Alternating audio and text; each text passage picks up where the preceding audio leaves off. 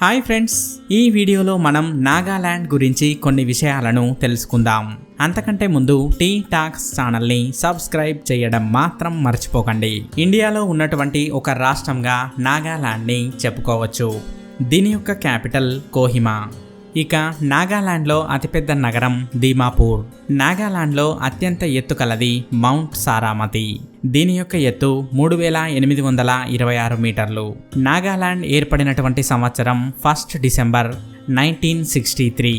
ఇక ఈ రాష్ట్రంలో ఉన్నటువంటి మొత్తం జిల్లాల సంఖ్య 12. ఒకప్పుడు ఇది అస్సాంలో భాగంగానే ఉండేది. నాగాలాండ్లో మొత్తం 16 జాతుల వారు నివసిస్తూ ఉంటారు. నాగాలాండ్లో అన్ని మతాల వారు నివసిస్తూ ఉంటారు. ఈ క్రమంలోనే అక్కడ క్రిస్టియన్స్ ఎక్కువగా ఉంటారు. నాగాలాండ్లోని కొన్ని ప్రాంతాల్లో మహాభారత కాలం యొక్క ఆనవాళ్లు కనిపిస్తూ ఉంటాయి.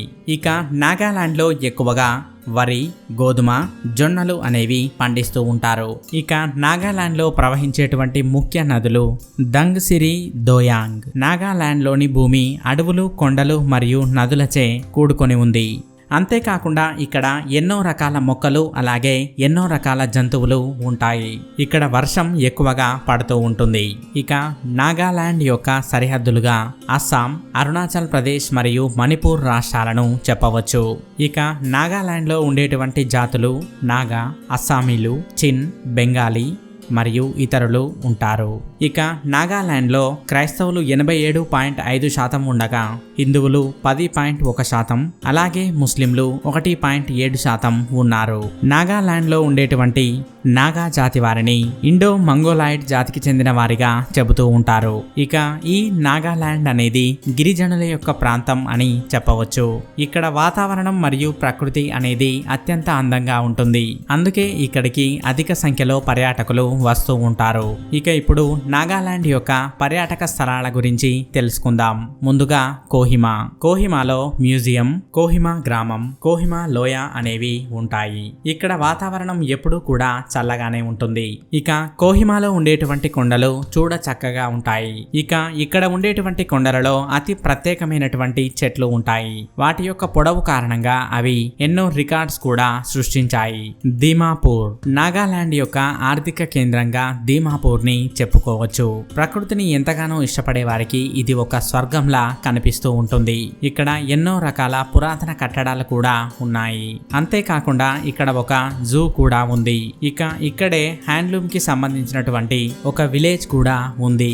ఇక ఇక్కడే అతిపెద్ద చర్చ్ కూడా ఉంది, మోకోక్ చ్వాంగ్. దీనిని నాగాలాండ్ యొక్క సాంస్కృతిక రాజధాని అని కూడా పిలుస్తూ ఉంటారు. ఇక్కడ ఎటు చూసినా కూడా పచ్చదనమే కనిపిస్తూ ఉంటుంది. ఇక్కడ ఎక్కువ మంది క్రైస్తవులే ఉన్నా కూడా కొన్ని తెగలవారు వారి యొక్క సాంప్రదాయాలను మాత్రం మరచిపోరు. అందుకే పండగ దినాల్లో వీరు అతి ప్రత్యేకమైనటువంటి దుస్తులు ధరిస్తూ ఉంటారు. ఓకా. ఈ ప్రాంతంలో ఎక్కువగా ఫ్రూట్స్ ఉంటాయి. వీటిలో ముఖ్యంగా పైనాపిల్ మరియు ఆరెంజెస్ ఉంటాయి. ఇక ఇక్కడ పండించేటువంటి పంటలకు ఎటువంటి క్రిమి సంహారక మందులు వాడరు. అంతేకాకుండా ఇక్కడ అడవి మధ్యలో ఉన్నటువంటి దారి గుండా వెళ్తూ ప్రకృతిని ఎంతో ఆస్వాదించవచ్చు. మోన్. ఈ ప్రాంతం సముద్ర మట్టానికి 800 మీటర్ల ఎత్తులో ఉంటుంది. ఇక్కడ పచ్చగడ్డితో కూడుకున్నటువంటి భూములను చూడవచ్చు. ఇలాంటి ప్రాంతాలన్నీ ఉన్నాయి కాబట్టే నాగాలాండ్ అనేది ఒక ప్రత్యేకమైన ప్రాంతంగా పిలువబడుతుంది.